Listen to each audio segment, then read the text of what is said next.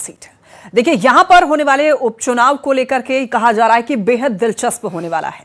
BJP अध्यक्ष नितिन नवीन के राज्यसभा सांसद चुने जाने के बाद खाली हुई इस सीट पर मुकाबला त्रिकोणीय होने जा रहा है और इसी वजह से काफी दिलचस्प है। जनसुराज के संस्थापक प्रशांत किशोर के चुनाव लड़ने के ऐलान के बाद आरजेडी ने पहले रेखा गुप्ता को अपना उम्मीदवार घोषित किया और अब बीजेपी की ओर से भी अभिषेक सिन्हा बंटी को बतौर पार्टी उम्मीदवार मैदान में उतारा गया है। देखिए, महागठबंधन की सहयोगी कांग्रेस ने हालांकि अपना उम्मीदवार उतारने के संकेत दिए हैं, पर पार्टी के सीनियर नेताओं ने अभी इसकी पुष्टि नहीं की है। वैसे एकमात्र सीट पर होने वाले इस उपचुनाव ने बीजेपी की इस पारंपरिक सीट को प्रतिष्ठा की लड़ाई बना दी है।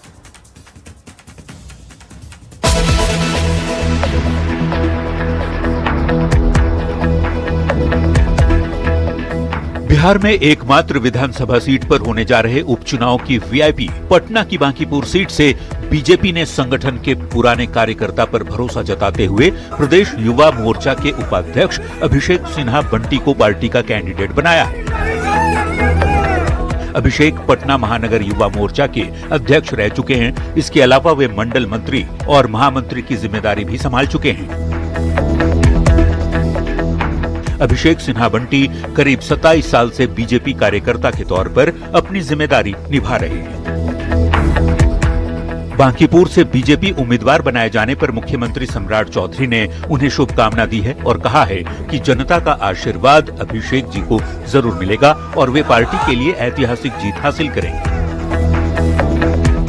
बीजेपी अपनी जीत के लगातार दावे कर रही है, तो वहीं महागठबंधन के दो सहयोगी आरजेडी और कांग्रेस इस उपचुनाव में एक दूसरे के खिलाफ ही हमलावर है।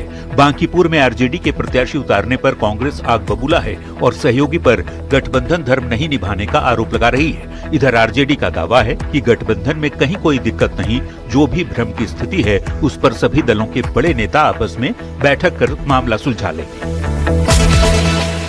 किसको हकीकत नहीं पता है कि राजद ने आज तक वहां से एक बार भी जीत नहीं दर्ज की। हम 3 बार वहां से जीते हैं। जनता दल ने भी कभी जीत नहीं दर्ज की। हाँ, वाम दलों ने जीत दर्ज की है 2 बार वहां।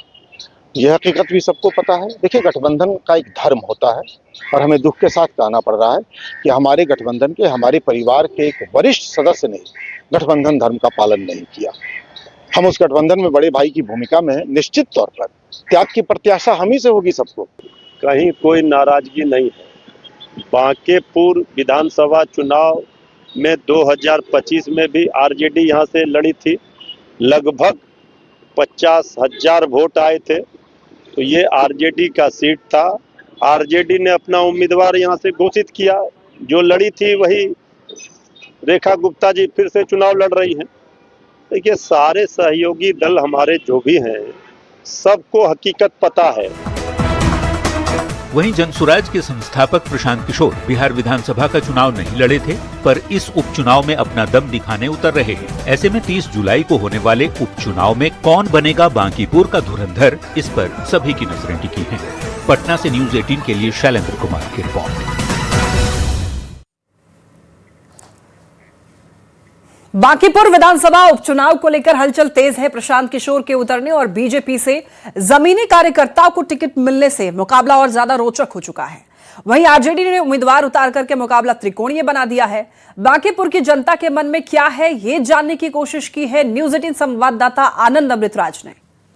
तो बांकीपुर विधानसभा चुनाव हाई प्रोफाइल होता जा रहा है। प्रशांत किशोर ने उतरने की जैसी घोषणा की, उसके बाद मुकाबला और भी रोचक हो गया और मुकाबला त्रिकोणीय बताया जा रहा है। आरजेडी ने अपने उम्मीदवार उतार दिए हैं। कांग्रेस के तेवर अभी भी तीखे हैं। कांग्रेस क्या करती है ये कुछ दिन में पता चलेगा, लेकिन बीजेपी ने एक जमीनी कार्यकर्ता को टिकट दिया है।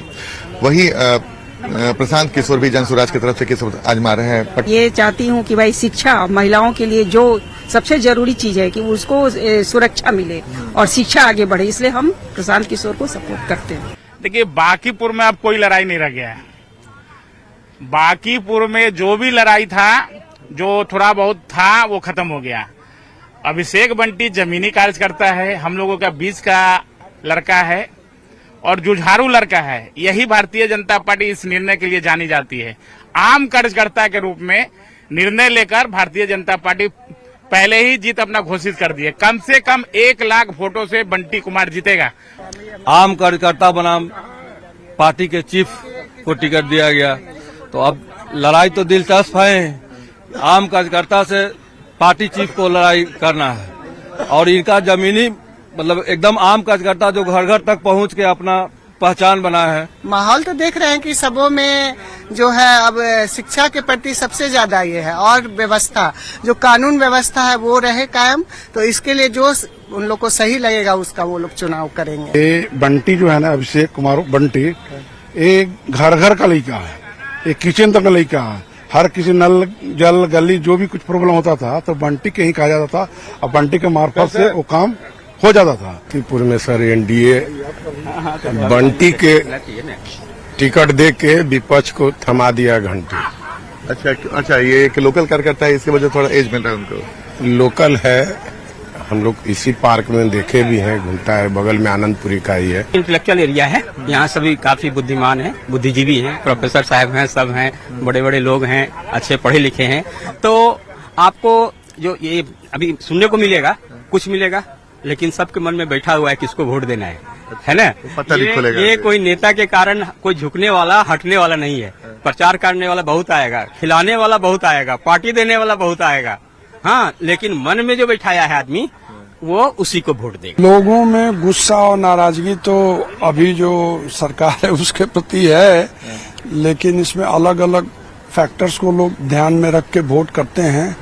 अब अभी तो टाइम है, अभी 30 तारीख को वोट है, तो मान लीजिए जैसे अभी लोग नाराज हैं भाई E5, E10, E20, इसके चलते भी इधर जो बीच में भरत तिवारी वाला जो घटना हो गया उसके चलते भी लोग। कैमरामैन दीपक